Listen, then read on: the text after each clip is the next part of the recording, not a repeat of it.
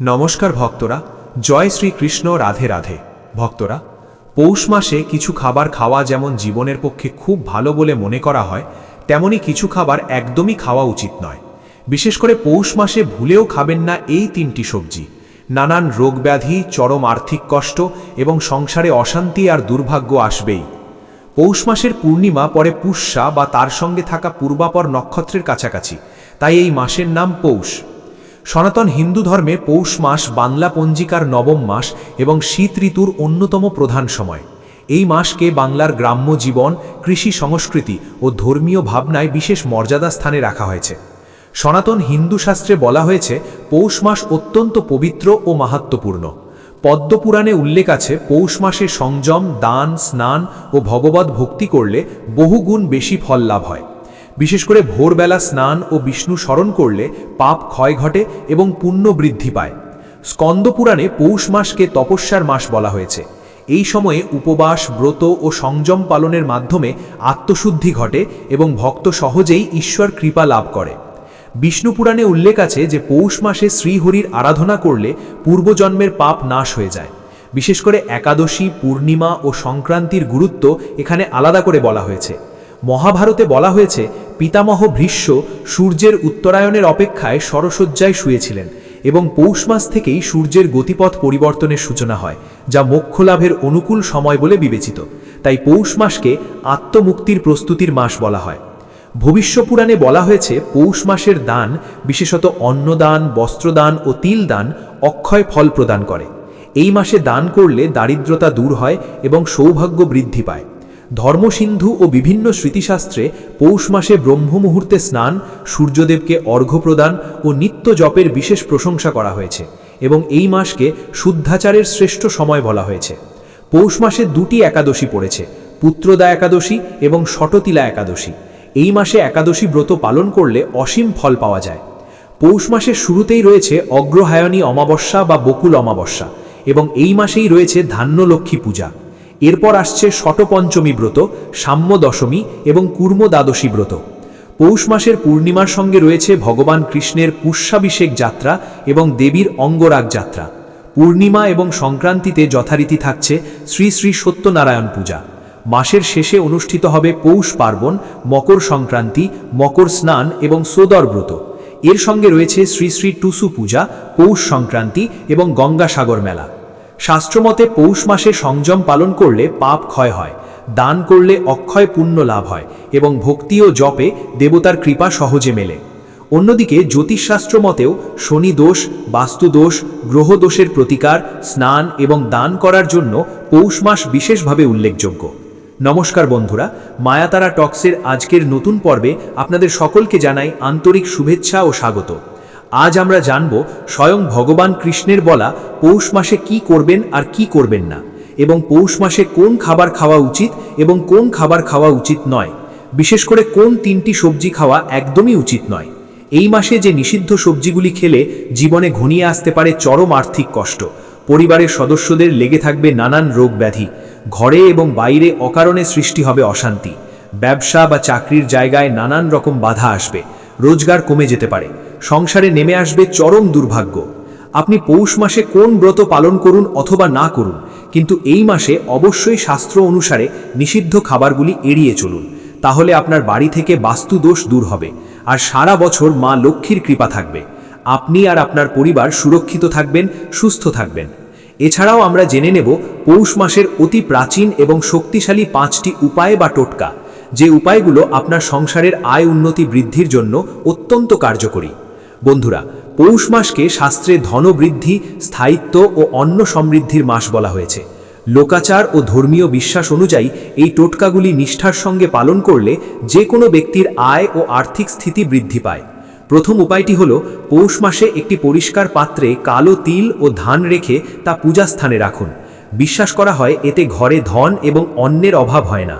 দ্বিতীয় উপায়টি হল পৌষ মাসে প্রতিদিন সন্ধ্যার আগে ঘরের পূর্ব বা উত্তর পূর্ব কোণে ঘিয়ের প্রদীপ জ্বালান। এতে কর্মজীবনের অন্ধকার কেটে গিয়ে উন্নতির আলো আসে। তৃতীয় উপায়টি হল এই মাসে নুন ধার দেওয়া বা বিক্রি করা থেকে বিরত থাকলে অর্থক্ষয় রোধ হয় এবং পৌষ মাসে পুরনো ভাঙা বা অচল জিনিস ঘর থেকে সরিয়ে নিন। এতে নেতিবাচক শক্তি দূর হয়ে আর্থিক গতিশীলতা আসে। এবার আসছি চতুর্থ উপায়টির কথায়। পৌষ মাসে বিশেষ করে সংক্রান্তি ও পূর্ণিমায় দরিদ্র ব্যক্তিদের চাল, গুড়, তিল বা কম্বল দান করলে অর্থকষ্ট দূর হয় ও আপনার অন্নভাণ্ডার পূর্ণ থাকে। পঞ্চম এবং শেষ উপায়টি হল পৌষ সংক্রান্তির ভোরে স্নান করে একটি তামার পাত্রে জল, লাল ফুল ও সামান্য গুড় মিশিয়ে সূর্যদেবকে অর্ঘ্য দিন। এতে কর্মক্ষেত্রের বাধা দূর হয় এবং আয়ের পথ খুলে যায়। বন্ধুরা, এবার আসছি পৌষ মাসের তৃতীয় নিষিদ্ধ সবজিটির কথায়। এটি হলো মেথি শাক।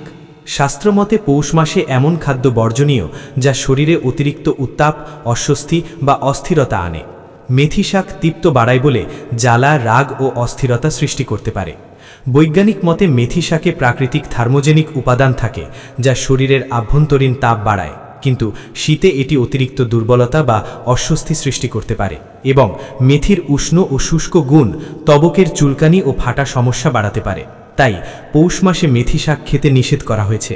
এছাড়া ভগবান কৃষ্ণ, ভগবান মহাদেব, মা কালী, ভগবান নারায়ণ এবং মা লক্ষ্মীর এই পবিত্র মাসে কোনো প্রকার নেশাজাতীয় কোনো খাবার না খাওয়াই ভালো। প্রিয় বন্ধুরা, এই বছরে অনেক সম্পর্ক আপনাকে ঢুকিয়েছে। আমি জানি অনেক মানুষের সঙ্গে আপনার হৃদয় জড়িয়েছিল, অনেক মানুষের ওপর আপনি বিশ্বাস করেছিলেন, কিন্তু সবশেষে প্রতিটি মানুষই আপনাকে তার আসল রূপ দেখিয়েছে। কিন্তু বন্ধুরা, এই উপায়টি করবেন, বিশ্বাস করুন বছরের শুরুতেই আপনার কাঙ্ক্ষিত জীবনসঙ্গী অবশ্যই মিলবে। এবার বন্ধুরা, চাকরি ও ব্যবসার জন্য একটি চমৎকার উপায়।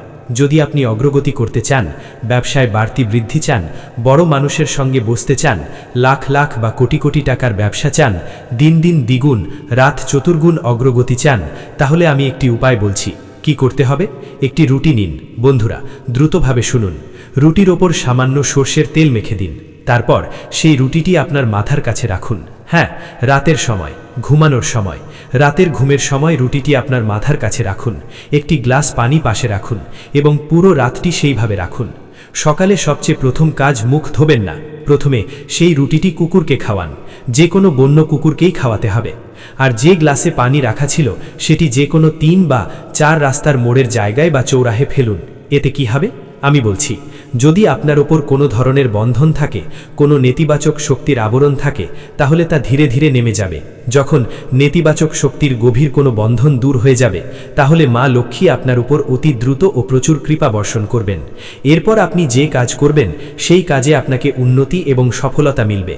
এই উপায় থেকে আপনার চাকরিতে স্থিতিশীলতা আসবে, প্রমোশন হবে, বেকারত্ব দূর হবে। বন্ধুরা, এবার পরের উপায়, সন্তান সুখের জন্য। মন দিয়ে শুনুন বন্ধুরা, আপনাকে সাদা বরফি নিতে হবে। হ্যাঁ, সাদা বরফি। মিঠাইয়ের দোকান থেকে সাদা বরফি কিনে আনুন। সেই সাদা বরফি অবশ্যই নারীর হাত থেকে খাওয়াতে হবে। যে নারী গর্ভধারণ করতে চায় সে এই উপায়টি করবে।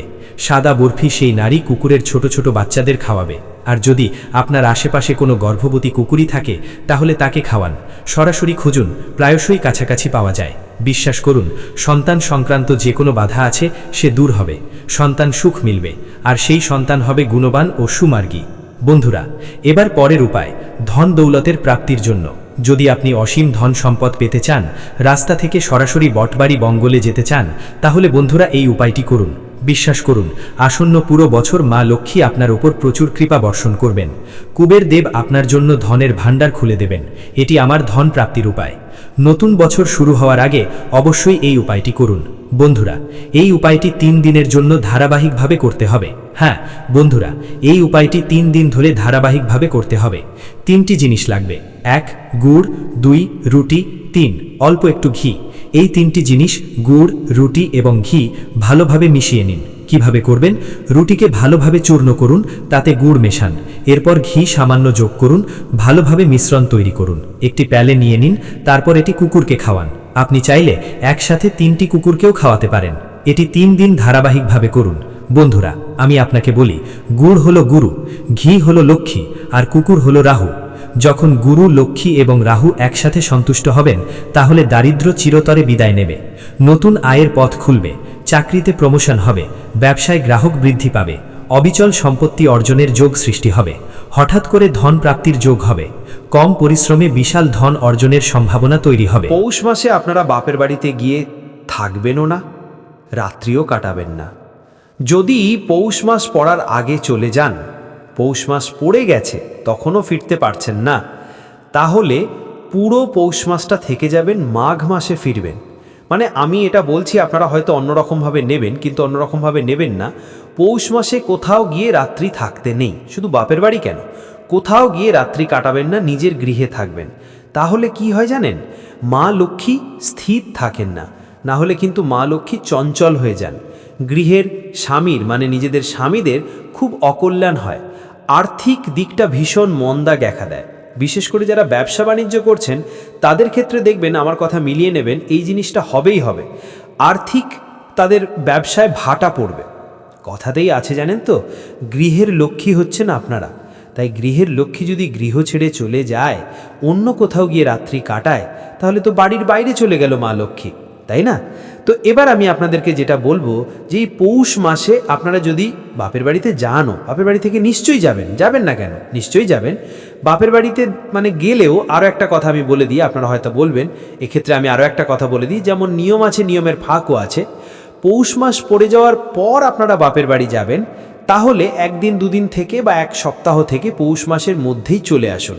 আমি এটা কিন্তু বলে দিলাম আপনাকে, এটা আইনের ফাঁক, এটা আপনারা করতে পারেন, এটা কিন্তু কোনো অতটা অসুবিধা হবার কথা নয়। তবে আপনার গৃহে যদি মা লক্ষ্মী আছেন, নারায়ণ আছেন, তাকে যেন অভুক্ত থাকতে না হয় তার জন্য ব্যবস্থা করে তারপর নিশ্চয়ই যাবেন, রাত্রি থাকবেন। কিন্তু পৌষ মাস কেটে গেলে আসবেন। পৌষ মাস পড়ে গেছেন, পৌষ মাস পেরিয়ে যাচ্ছে, তারপরে ফিরবেন, এটা করবেন না। আমি আপনাদেরকে দেখুন ভালো করে বলে দিচ্ছি, পৌষ মাস পড়ে গেলে যাবেন, পৌষ মাস থাকাকালীনই এক দুদিন থেকে বা এক সপ্তাহ থেকে চলে আসবেন, এটা করবেন, তাহলে অতটা অসুবিধা হবে না। আর ওই যে বলে দিলাম, বাড়ির ঠাকুর দেবতা, বাড়ির মা লক্ষ্মী নারায়ণ যেন অভুক্ত না থাকে, জল যেন পায়, সেই ব্যবস্থা করে যাবেন। এবার যেটা বলবো, বাপের বাড়ি থেকে কোন জিনিস আনা যায় না একেবারেই জানেন তো, আর পৌষ মাসে তো নয়। যেমন ধরুন, যদি মনে করুন আপনি আপনার বাপের বাড়িতে গোপাল ঠাকুর বা শিব ঠাকুর বা লক্ষ্মী ঠাকুরের পুজো করতেন, সেখানেই আপনি প্রতিষ্ঠা করেছেন, মানে আইবু বেলায় বলছি, বিয়ের আগে, সেখানেই আপনি শিবের পুজো করতেন বা গোপাল রেখেছিলেন, মা লক্ষ্মীর পুজো করতেন। যে কোনো দেব দেবীর ছবি বা পিকচার বিয়ের পরে বাড়িতে, নিজের বাড়িতে আনতে নেই। কেন জানেন? কারণ আপনি তো সেখানেই প্রাণ প্রতিষ্ঠা করেছেন তার। আর আমাদের শাস্ত্রে বলা আছে, একবার যেখানে দেবতাদের প্রাণ প্রতিষ্ঠা করা হয়, এমনকি পিকচারেও কিন্তু আমরা তো পুজো করি, তাহলে প্রাণ প্রতিষ্ঠা করা হয় যেহেতু আমরা প্রতিদিন নিত্য পুজো করি, সেখানেও কিন্তু দেবতারা আসেন। তো পিকচারই হোক বা মূর্তি হোক, সেটা আর আনতে নেই, স্থানান্তরিত করতে নেই, এইটা শাস্ত্রে নিষেধ করা আছে। দেবতার প্রাণ প্রতিষ্ঠা যে গৃহে একবার হয়ে যায়, সেই গৃহ থেকে কোথাও আর মানে স্থানান্তরিত করতে নেই, নিয়ে যেতে নেই। তাই কখনো ভুলেও এই কাজ করবেন না। এতে করে আপনার স্বামীর কুল, বাপের কুল দুটোতেই ভীষণভাবে আর্থিক মানে ধনসম্পদ নিঃশেষ হয়ে যাবে একেবারে। এটা কিন্তু সম্ভাবনা মানে ভীষণভাবেই আছে, এটা দেখাও গেছে অনেক ক্ষেত্রে। এবার যে জিনিসটার কথা বলবো সেটা হচ্ছে শিলনোড়া। দেখুন, আজকাল শিলনোড়া কেউ ব্যবহার করে না, সবাই মিক্সিতে ব্যবহার করে। হয়তো বাপের বাড়িতে গেছেন, আপনার হয়তো মিক্সি নেই, বা মিক্সি থাকলেও মিক্সি খারাপ হয়ে গেছে। শিলনোড়া একটা খুবই প্রয়োজন, একটা বাড়িতে শিলনোড়া থাকাও তো খুব প্রয়োজন। সেখান থেকে হয়তো তাদের হয়তো এক্সট্রা আছে, আপনি হয়তো শিলনোড়া নিয়ে আসছেন। এটাও কেন আনতে নেই আমি আপনাদেরকে বলে দিচ্ছি। শিলনোড়াও কিন্তু বাপের বাড়ি থেকে শ্বশুর বাড়িতে আনতে নেই, মানে স্বামীর বাড়িতে আনতে নেই, এমনকি অন্য কোথাও থেকেই আনতে নেই। শিলনোড়া হচ্ছে এই যেমন ধরুন সরস্বতী পুজোর সময় শীতল ষষ্ঠী হয় না, এই শীতল ষষ্ঠীর দিনে শিলনোড়ার পুজো করি আমরা, পুজো করা হয়, প্রত্যেক গৃহেই পুজো করে। তাই শিলনোড়াকে কিন্তু আনা যায় না। এটা আনলেও দুই পরিবারের মধ্যে দেখবেন চির ধরবে, দুই পরিবারের মধ্যে ভীষণভাবে কথা কাটাকাটি শুরু হয়ে যাবে, আর সম্পর্ক মানে ছেদ পড়বি, সম্পর্ক নষ্ট হয়ে যেতে পারে। এরপর যে জিনিসটার কথা বলবো সেই জিনিস হচ্ছে কুলো। কুলো আজকাল ব্যবহার কম, তবু মাঝে মধ্যে কুলোর প্রয়োজন পড়ে আমাদের। এই কুলোও কিন্তু বাপের বাড়ি থেকে বা অন্য কোথাও থেকে আপনারা আনতে পারেন, কিন্তু বাপের বাড়ি থেকে কুলো ভুলেও নিজের বাড়িতে আনবেন না। স্বামীর বাড়িতে কুলোও কিন্তু মা লক্ষ্মীর জিনিস, তাই কুলোটাকেও আপনারা আনবেন না। এরপর যেটা বলবো সেটা হচ্ছে চালুনি। চালুনি বাঁশেনও হয়, এমনিও হয়। বাপের বাড়ি থেকে চালুনিও নিজের গৃহে আনবেন না। এতে করে কি হয় জানেন, মানে পরস্পরের মধ্যে, দুই পরিবারের মধ্যে একটা সব সময় মানে একটা সমালোচনা হবে, ভুল ধরাধরি শুরু হয়ে যাবে, ভীষণভাবে তার ভুল ধরতে শুরু করবে, এ ওর ভুল ধরতে শুরু করবে, ও ওর ভুল ধরতে শুরু করবে, তার এই দোষের জন্য এই হয়েছিল সেই হয়েছিল, এই রকম নানান রকম একটা সমালোচনা সব সময়ের জন্য তৈরি হয়ে যাবে, আর যেটা কিনা ভীষণভাবে আমাদেরকে ক্ষতির মুখে ঠেলে দেবে, আমাদের সম্পর্কটাকেই কিন্তু নষ্ট করে দিতে পারে। তাই চালুনিটাও কিন্তু আনবেন না। এবার যে জিনিসের কথা বলবো সেই জিনিস হচ্ছে ধারালো জিনিস, যেমন ধরুন বটি, কাঠারি। বেশিরভাগ ক্ষেত্রেই দেখা যায় বাপের বাড়ি থেকে বটি, কাঠারি এই জিনিসগুলো শ্বশুর বাড়িতে নিয়ে আসা হয়, স্বামীর বাড়িতে। এগুলো খুবই প্রয়োজনীয় জিনিস, এগুলো নিয়ে আসা হয়। এমনকি বাপের বাড়ি থেকে কিনেও নিয়ে আসা যাবে না, মানে বাপের বাড়ির কাছাকাছি হয়তো কোথাও মেলায় গেছেন বা কোথাও গেছেন, সেখান থেকে কিনলেন, কিনে বাপের বাড়িতে ঢোকালেন, আবার সেই জিনিসটা নিজের বাড়িতে নিয়ে আসলেন। এটাও কিন্তু করা যাবে না। ধারালো যে কোনো জিনিস বাপের বাড়ি থেকে আনা যাবে না। যে কোনো জিনিস, কাঁচি, কুড়ুল, কোদাল, এমনকি অনেক সময় দেখা যায় কাছাকাছি বাপের বাড়ি, সেখান থেকে আপনার প্রয়োজন হয়েছে, কুল কোদাল নিয়ে এসে কাজ করলেন, আবার দিয়ে আসলেন। প্রয়োজন হয়েছে, মিস্ত্রি লেগেছে, কুল কোদালের প্রয়োজন হয়েছে, ছুটে গেলেন, নিয়ে আসলেন, আবার দিয়ে আসলেন। এটাও কিন্তু করা যাবে না। এমনকি বাপের বাড়ির লোকজন আপনার বাড়ি থেকেও এই ধারালো জিনিস নিয়ে যাওয়াও খুবই অমঙ্গলের, খুবই অমঙ্গলের।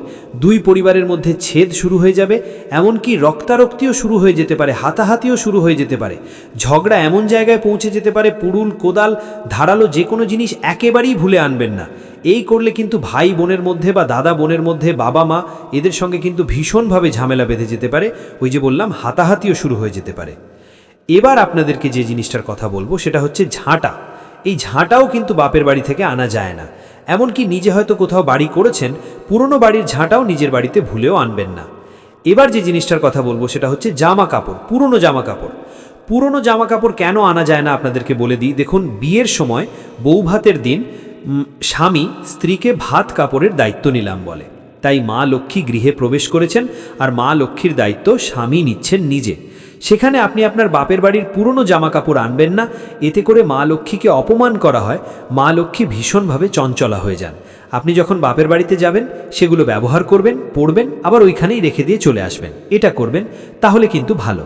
নিজের স্বামীর পয়সায় জামা কাপড় পরার চেষ্টা করবেন। এতে করে কিন্তু আমি বলে দিচ্ছি আপনাদেরকে, ভীষণভাবে সংসারে দুর্ভিক্ষ লেগে যেতে পারে, মানে গরিব থেকে আরও নিম্নমানের গরিব হয়ে যেতে পারেন, ব্যাংক ব্যালেন্স শূন্য হয়ে যেতে পারে একেবারে। এটা কিন্তু হয়। তো এবার আমি আপনাদেরকে এই পৌষ মাসে যেটার কথা বলছিলাম, যে টোট কাটার কথা, ছোট্ট করে একটু বলে দিই। পৌষ মাসে প্রতিদিন শুক্লপক্ষ থেকে শুরু করতে পারেন, শুক্লপক্ষের দিন থেকে শুরু করতে পারেন, অথবা বৃহস্পতিবার, যে কোনো বৃহস্পতিবার থেকে শুরু করতে পারেন। মেন যে সদর দরজা আছে, সদর দরজায় হলুদের স্বস্তিক এঁকে দেবেন। পরের দিন আবার ধুয়ে দেবেন, আবার নতুন করে এঁকে দেবেন, মানে মুছে দেবেন, দিয়ে আবার নতুন করে এঁকে দেবেন। দিন স্বস্তিক এঁকে দিন। আর যে বিশেষ যে কাজটা করবেন, এই পৌষ মাসে এক ঘটি পিতলের ঘটিতে নেবেন, তামার ঘটিতে নয়, বা শিলিবারের শিলের ঘটিতে নয়, পিতলের ঘটিতে নেবেন। পিতলের ঘটিতে এক ঘটি ধান রাখবেন। শুক্লপক্ষ থেকে রাখুন, শুক্লপক্ষের দিন থেকে পুরো মাসটা, বৃহস্পতিবার দিন থেকেও করতে পারেন। যাদের যেরকম সম্ভব হবে, সুবিধা হবে, তারা সেরকমভাবে করুন। নতুন ধানের কথা বলছি, নতুন ধান যদি জোগাড় করতে পারেন, আর সেই ধান একটা ঘটিতে রেখে একটা পীরের উপরে বসিয়ে রাখুন আপনার বাড়ির উত্তর দিকে, মানে যেখানে আপনার ঠাকুর দেবতার স্থান আছে, সেই ঠাকুর দেবতার ঘরে উত্তর দিকে রেখে দিন। একটা শুদ্ধ জায়গায়, আমি এটা বলছি আপনাদেরকে, একটা শুদ্ধ জায়গায় বসিয়ে রাখুন। আর ওই ধানের উপরে রেখে দেবেন একটা 1 টাকার কয়েন আর একটা হলুদের গাঁট, আর কিচ্ছু না। রেখে ওইভাবে রেখে দিন। আর যদি আপনারা মনে ভাবছেন যে ওটা আলগা রেখে দেব, তবে কি ওইভাবেই কিন্তু রেখে দেওয়াটা নিয়ম, এইভাবেই আপনারা রেখে দিন। যদি ভাবছেন যে ওর ওপরে কিছু পোকামাকড়, কিচ্ছু হবে না, কোনো অসুবিধা নেই, কোনো পোকামাকড় পড়বেই না, দেখবেন একদম সুন্দর থাকবে। ওইভাবে রেখে দিন। আর প্রতিদিন যখন পুজো করবেন, সন্ধ্যা দেখাবেন, একটু ধূপ প্রদীপ দেখিয়ে দেবেন, প্রণাম করবেন মা লক্ষ্মীকে। দেখবেন আপনার গৃহে অর্থ, মানে যদি অর্থের ভীষণ টানাটানি চলছে, অর্থ দেখবেন আপনার গৃহে আসবে, চুম্বকের মতো আকর্ষণ করবে। বন্ধুরা, এই উপায়টি নিশ্চিতভাবে করুন। আজকের ভিডিওতে আমি প্রতিটি ক্ষেত্রে যে উপায় আছে তা বলেছি। আপনি আপনার পরিস্থিতি অনুযায়ী এই উপায়গুলি করতে পারেন। আজ যদি ভিডিওটি আপনাকে ভালো লেগে থাকে, তাহলে ভিডিওটি লাইক করুন।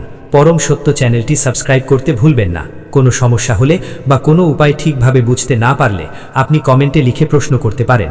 এবারের জন্য সকল দর্শককে আমি অনেক ধন্যবাদ জানাই।